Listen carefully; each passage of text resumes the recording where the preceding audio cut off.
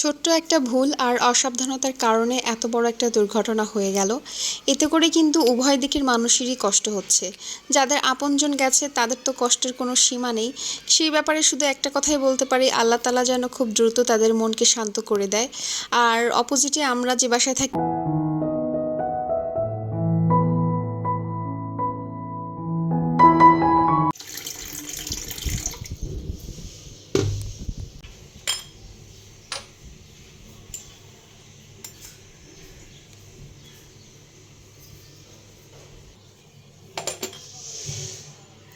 আসসালামু আলাইকুম, আমি সাবিয়া শারমিন ব্লগ চ্যানেলে আপনাদের সবাইকে আমন্ত্রণ করছি আমার নতুন একটি ব্লগ দেখার জন্য। কাছেও দূরে যে যেখান থেকে আমার ভিডিওটি দেখছেন, আশা করি সকলে ভালো আছেন। কখনো ভাবিনি আমার যে শখের সংসারটি, যে বাসাটিকে ঘিরে, সেই বাসাটি কখনো অভিশপ্ত হয়ে দাঁড়াবে। হতে হবে অনাকাঙ্ক্ষিত মর্মান্তিক দুর্ঘটনার সাক্ষী। এই যে নেটগুলো দেখছেন, এটা সেটারই বহিঃপ্রকাশ। তাই একটু আপনাদের সাথে শেয়ার করতে চাই যে আমার বাসার চারপাশে এখন এই নেটগুলো দেওয়া হয়েছে। কেন দেওয়া হয়েছে এবং এটি যদি আগেই দেওয়া হতো তাহলে হয়তোবা এত বড় দুর্ঘটনার শিকার হতে হতো না কাউকে। ঘটনাটা বলার আগে আমি ভিডিওতে যা করছি সে সম্পর্কে একটু বলে দিই। এটি ছিল শুক্রবারের একটি ভিডিও। আলিফার পাপা আমাদের মাসিক যে বাজার হয়, কাঁচা বাজার প্লাস শুকনা বাজার, সেগুলোই করে এনেছিল। সকালবেলা গিয়ে এই মাছ এনেছিল, সবজিগুলো এনেছে, আমি ওগুলোই ঠিকঠাক করে গুছিয়ে রাখছিলাম।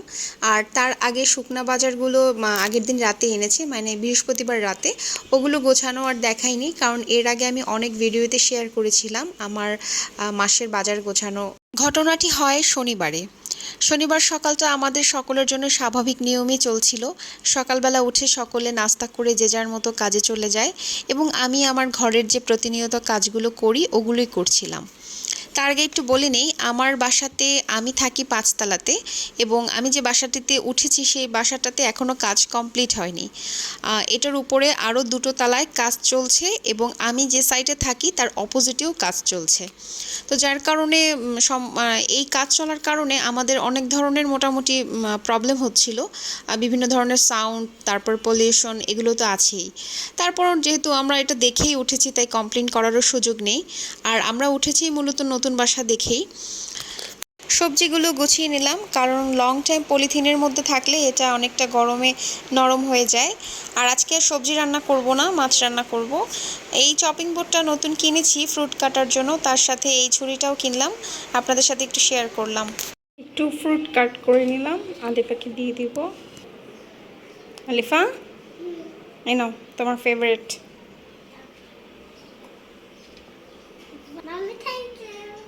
Welcome baby. তোমার ড্রাগন খুব ভালো লাগে তাই না? খেয়ে নাও। আচ্ছা, এখানে দিয়েছি এই যে এটা হচ্ছে মিষ্টি, হ্যাঁ। আর এটা একটু মিষ্টি কম ছিল, মাম্মি এটাতে একটু লবণ আর চিনি দিয়ে দিয়েছি। খেয়ে দেখো তো। ওটা আগে খাচ্ছ কেন? ওইটা আগে খাও।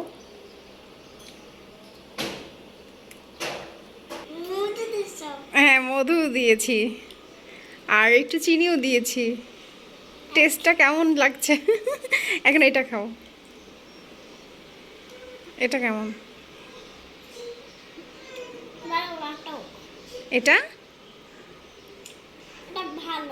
ভালো। ওকে, খাও। বেবিদেরকে একটু ফ্রুট কেটে দিচ্ছি আর আরিবাকেও এখন দিয়ে দিব। তো যেটা বলতে চাচ্ছিলাম সেটা হচ্ছে দুপুর 3টা বাজে ওদেরকে আমি গোসল করানোর জন্য গোসলখানায় নেই। আর আলিফার পাপা সেদিন লাঞ্চ করতে আসেনি, তার কারণ অফিসিয়াল একটা ট্যুরে তারা সবাই একটা রিসোর্টে গিয়েছিল। তো যার জন্য আমার দুপুরবেলা প্রেশার কম ছিল, ধীরে ধীরে সব কাজ করেছিলাম। তাই 3টা বাজে ওদেরকে আমি গোসল করতে নেই গোসলখানায়। এরপরে এত বিকট একটা আওয়াজ হলো এবং আওয়াজের সাথে সাথে আমি একটা কম্পন অনুভব করলাম। আর সাথে সাথে আমার ওয়াশরুমের লাইটটা জাস্ট বন্ধ হয়ে গেল কিছুক্ষণের জন্য, আবার অন হয়ে গেল। আর আমার ওয়াশরুমটা একটা ঝাঁকি খেলো এরকম ফিল করলাম। তাৎক্ষণিকই বাইরে প্রচণ্ড আওয়াজ শুনলাম যে মানুষ চিল্লাচিল্লি করছে। আমার জানালাই হচ্ছে ওয়াশরুমের একদম সাইডে, মানে ওয়াশরুম থেকে বের হয়ে আমার একটা জানালা দিয়ে বাইরের সাইডটা দেখা যায়। তো আমি বাইরে তাকিয়ে দেখলাম, জাস্ট এক মুহূর্তের জন্য দেখে আমার হাত পায়ের লোম এখনও দাঁড় হয়ে যাচ্ছে। দৃশ্যটা দেখে আমি কোনো মতে নিজেকে ধরে রাখতে পারছিলাম না। অনবরত আমি চিৎকার দিয়ে কান্না শুরু করে দিলাম এবং আলিফার পাপাকে আমি কল করে চিৎকার দিয়ে বললাম, তুমি এক্ষুনি চলে আসো। দেখলাম যে নিচে তাকিয়ে একটা ছেলে জাস্ট মাথা ফেটে অনবরত রক্ত পড়তেছে এবং সে ছেলেটা চোখ বন্ধ করে জাস্ট পড়ে আছে, কিন্তু আমি তো জানি না সে মারা গেছে না অজ্ঞান হয়ে গেছে। তো এটা দেখার পরে আমার হাত পার রক্ত একদম কেটে দিল, আর মনে হচ্ছিল যে আমার মাথা ঘুরে আমি পড়ে যাচ্ছি, মানে লাইক অজ্ঞানের মতো হয়ে যাচ্ছি। তো ঘটনা যেটা হয়েছিল সেটা হচ্ছে সেই 8 তলার উপর থেকে তাদের যে ওয়াল করা হয়েছে সেই ওয়ালটা আমি পরবর্তীতে জানতে পারি সেই ওয়ালটা নাকি ভালো মতো শুকায়নি। তো ওরা ওই অবস্থায় প্লাস্টার করতে গিয়েছিল, তাই একটা সাইড পুরা নিচে পড়ে গেছে। আর সেই একটা সাইড যে পড়ে গেছে, একটা আর দুইটা ইট না, একটা সাইডে কীরকম পরিমাণ ইট থাকে সেটা আপনারা বুঝতেই পারছেন। ওই ইটগুলো সেই লোকের মাথায় পড়ে এবং আমি ততক্ষণ পর্যন্ত জানতাম যে একটা কম বয়সী ছেলে, কত 15-16 বছর হবে, ওরকম একটা ছেলের মাথায় পড়েছে। কিন্তু পরবর্তীতে জানতে পারি যে ওখানে দুটা ছেলে ছিল, একটা ছিল 10-11 বছরের আর একটা ছিল 13-14 বছরের। সেই যে 10-11 বছরের বাচ্চাটা, ওটা হসপিটালে নেওয়ার আইসিইউতে মনে হয় রাতটুকু ছিল, পরের দিন শুনি সেটা মারা গেছে ছেলেটা। আর যে এরপরে যে একটু বড় ছেলে, ওটা এখন পর্যন্ত আইসিইউতে আছে। তো ওর মাথার চারাটা আর কি খুলে তারপর সার্জারি করছে, এতটুকু শুনতে পেয়েছি। এখন এর পরের নিউজগুলো এখন পর্যন্ত পাইনি। তো এই যে একটা অভিশপ্ত হয়ে গেল বাড়িটা, সাথে সাথে আমার চোখের সামনে, আমার মানে কিভাবে বলবো, আমার চোখের উপরে এটা হলো দেখে আমি নিজেকে কোনোভাবেই কন্ট্রোল করতে পারতেছি না এখন পর্যন্ত। ভিডিওতে একটু ফিরে আসি। চিকেন ফ্রাইগুলো শুক্রবারের সন্ধ্যার নাস্তা হিসেবে বানিয়েছিলাম, আর এই পিঠাগুলো আর ভিডিওতে দেখানো ডিমগুলো আমার আম্মু বাড়ি থেকে পাঠিয়েছে। তো পিঠাগুলো উপর দিক থেকে নষ্ট হয়ে যাওয়ার কারণে আমি ভিতরের পুরটা দিয়ে নতুন করে পিঠা বানিয়ে নিলাম। ছোট্ট একটা ভুল আর অসাবধানতার কারণে এত বড় একটা দুর্ঘটনা হয়ে গেল। এতে করে কিন্তু উভয় দিকের মানুষেরই কষ্ট হচ্ছে। যাদের আপনজন গেছে তাদের তো কষ্টের কোনো সীমা নেই।